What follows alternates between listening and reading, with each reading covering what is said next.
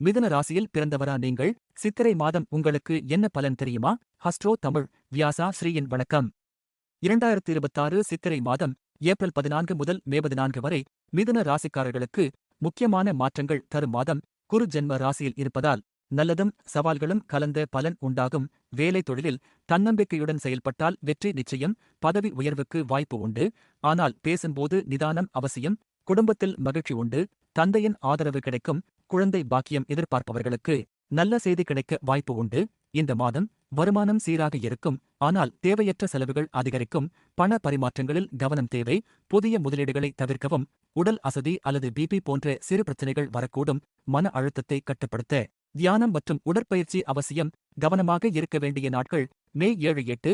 எங்களின் பங்குனி மாத ராசி பலன்கள் உங்களுக்கு சரியாக இருந்ததா? கமெண்டில் சொல்லுங்கள். அடுத்தது கடக ராசி ஃபாலோ பண்ணுங்க. இங்கு கூறப்பட்டவை பொதுவானவை.